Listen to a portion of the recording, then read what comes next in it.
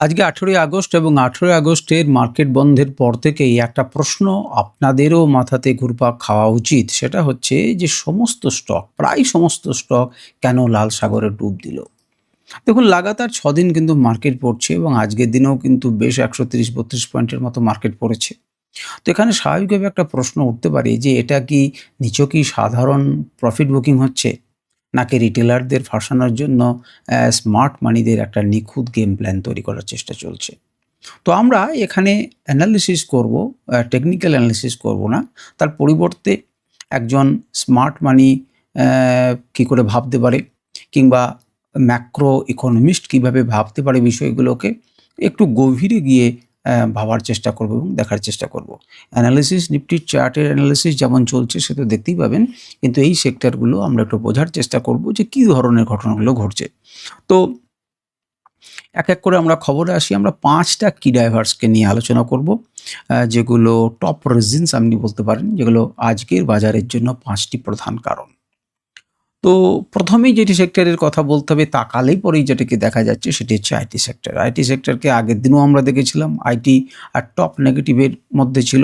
আজকেও কিন্তু টপ নেগেটিভের মধ্যে রয়েছে। একদম ব্লাড বার্থ যাকে বলা হয় সেই জিনিস ঘটনা ঘটেছে এবং হেভি লং আনউইন্ডিং ঘটনা আমরা দেখতে পাচ্ছি। যদি চার্টে আপনি দেখতে চান তাহলে গোটা সেক্টর জুড়ে, আইটি সেক্টর জুড়ে একটা সাপ্লাই প্রেশার আমরা লক্ষ্য করতে পারছি এবং গ্লোবাল টেকনোলজি মার্কেটের উইকনেসের প্রভাবে ইনভেস্টররা কিন্তু এই স্পেস থেকে বড় বড় টাকা তুলে নিচ্ছেন। আগের দিনই আমি আপনাদেরকে বলেছি, আজকেও আবার আমাকে বলতে হচ্ছে একই কথা। কারণ আমরা দেখতে পাচ্ছি এই স্পেস থেকে যত সম্ভব টাকা তুলে নিচ্ছে। এবং সবচাইতে বড় ব্যাপার হচ্ছে আমরা যদি ডাওয়ের দিকে মানে আমরা যদি আমেরিকার মার্কেটের দিকে তাকাই তাহলেও কালকে আমরা দেখেছিলাম যে টেক স্টকগুলোতে প্রেশার ছিল। আমি জানি না আপনারা সেগুলো নজর করেন কিনা।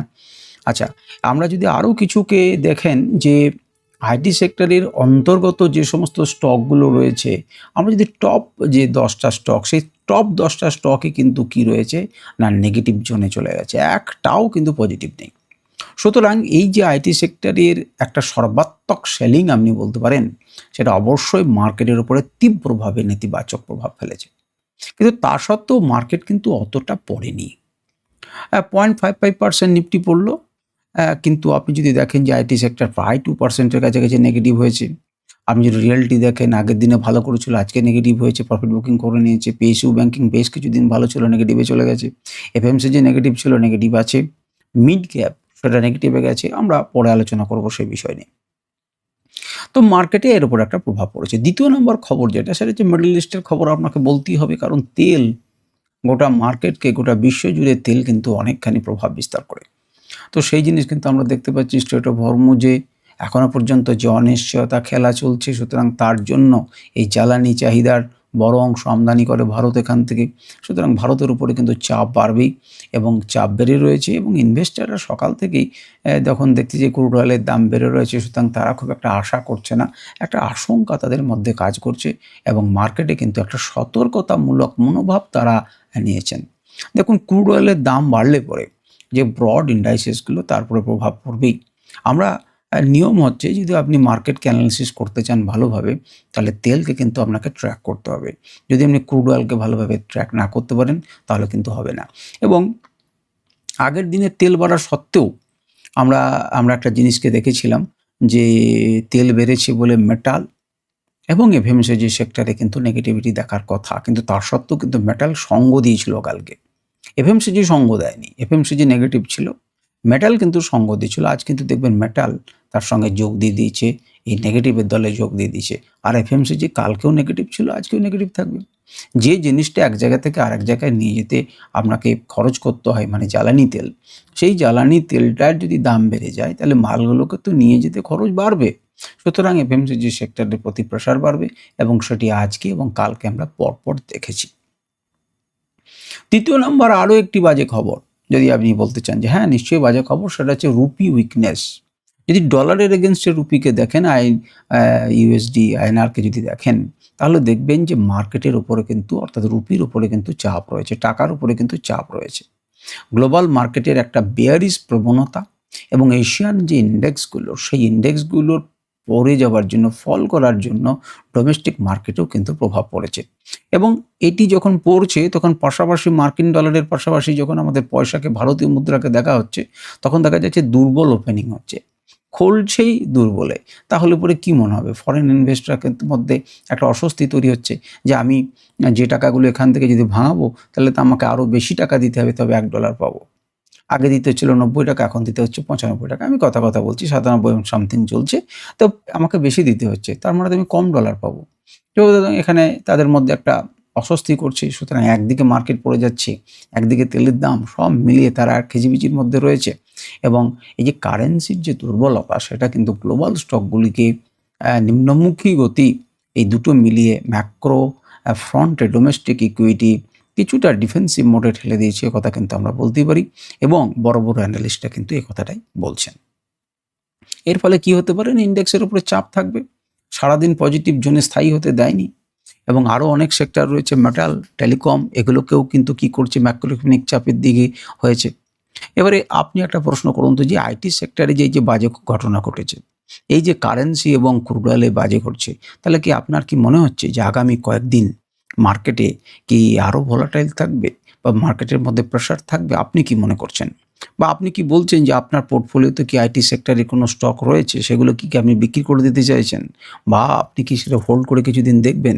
আপনি কমেন্ট করতে পারেন। আমি হয়তো স্টকের মতামত আপনাকে দিতে পারবো না, কিন্তু আপনি কমেন্ট করতে পারেন। ইনস্টিটিউশনাল আপনারা নিজেরা আলোচনা করতে পারেন। ইনস্টিটিউশনাল ফ্লো, দেখুন একটা গুরুত্বপূর্ণ ঘটনা হচ্ছে যে বড় প্লেয়াররা কী ভাবছে। তো বড় প্লেয়ারদেরকে যদি তাকিয়ে দেখি, তাহলে দেখব কালকে যেখানে বড় প্লেয়াররা প্রায় ২৫০০ কোটি টাকার, অর্থাৎ এফআইরা কিন্তু ২৫০০ কোটি টাকা সেল করেছিল। তুলনামূলকভাবে ডিআইরা কিন্তু ঠেকা দিয়েছে। দারুণভাবে ক্যাশ ইনজেক্ট করছে। তারা কিন্তু ৫,১০০ কোটি টাকার উপরে তারা কিন্তু ইনজেক্ট করেছে। তার মানে এরা কিন্তু সেলিং প্রেশারটা, বাইরের একটা সেলিং প্রেশার তৈরি হচ্ছে, কিন্তু আমরা ডিআইরা তারা কিন্তু চেষ্টা করেছে তারা রুখে দেওয়ার, এবং তারা সফলও হয়েছে কিছু ক্ষেত্রে। নচেৎ যতটা পরিমাণ পড়তো ততটা পরিমাণ কিন্তু মার্কেটে আমরা ফল দেখতে পাচ্ছি না। সুতরাং অবশ্যই ডিআইরা একটা শক্তিশালী বাইং যে ফ্লো মার্কেটকে দিচ্ছে, একবারে ধসে পড়া থেকে রক্ষা করছে, এ নিয়ে কোনো সন্দেহ নেই। তো আমার আজকের দিনের ব্যক্তিগত ধারণা, আমি এখনো পর্যন্ত এফআইডিআই ডেটা চেক করিনি, কিন্তু আশা করি চলে আসবে। তবে আমার আজকের যে মার্কেট, আমার ধারণা, তাতে আমি কোনো না কোনো জায়গাতে এফআইদের বাইং কিন্তু কিছুটা লক্ষ্য করতে পারছি। আমার মনে হচ্ছে যে এফআইরা হয়তো কোনো সেক্টরে কিন্তু বাইং শুরু করছে। যাই হোক, আমরা সেক্টর রোটেশনের ব্যাপারে আসি, যে এসএমসি কী ভাবছি। তো যদি আমরা কনসেপ্টটাকে নিয়ে ভাবি, স্মার্ট মানি কী ভাবতে পারে? স্মার্ট মানি কিন্তু দেখতে হবে যে সেক্টর রোটেশন কিন্তু বরাবর করছে, খুব কুইক সেক্টর রোটেশন করছে বিভিন্ন জায়গাতে। আজকে যখন ডিফেন্স দেখবেন কিন্তু বিরাট ব্যাপার হচ্ছে। সুতরাং খুব সিলেক্টিভ পকেটে তারা কিন্তু পয়সাটাকে ফেলতে চাইছে, এবং তার মধ্যে ডিফেন্স সেক্টর অন্যতম। ডিফেন্স সেক্টর এমনিতেই ভালো ছিল। অটো সেক্টর, কালকের দিনে আমি অটো সেক্টর আপনাদেরকে বলেছিলাম, তখনও নেগেটিভ ছিল। আজকে যদি আপনারা গিয়ে চেক করেন, তাহলে দেখবেন যে অটো সেক্টরে কিন্তু একটা পজিটিভিটি এসছে। কারণ অটো সেক্টর নেগেটিভ হলে পরেও বড় কিছু স্টকে বাইং এসেছিল, যেগুলো ইম্পর্টেন্ট স্টক, সেইগুলোতে বাইং এসেছিল।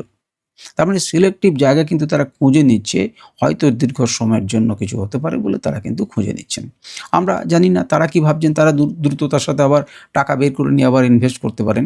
তবে আমার আজকে মনে হচ্ছে যে মার্কেটের যে আমি দেখেছি, তাতে ডিফেন্স সেক্টর, কিছু এনার্জি সেক্টরের কিছু স্টকে তারা কিন্তু সিলেক্টিভ, বড় প্লেয়ার যারা, তারা সিলেক্টিভ স্টকগুলোতে কিন্তু পজিশন ধরে রাখার চেষ্টা করছেন, বা টাকাটা কিন্তু ইনভেস্ট করার চেষ্টা করছেন। আপনারা যদি কেউ চেক করে থাকেন, বা ডিআইএফআইদের ডেটা যদি চলে এসে থাকে, তাহলে আপনারা দেখে সে কথা বলতে পারেন। অবশ্যই দেখবেন, আমার মনে হচ্ছে সেখানে কিছু আমরা দেখতে পাচ্ছি। তাহলে এই গেল মোটামুটিভাবে সমস্ত আলোচনা। তা কি সার সংক্ষেপ যদি আমাকে বলতে বলা হয়, তাহলে কি বলবো? না, আজকের বাজারে কিন্তু প্যানিক ক্র্যাশ আমি দেখতে পাইনি।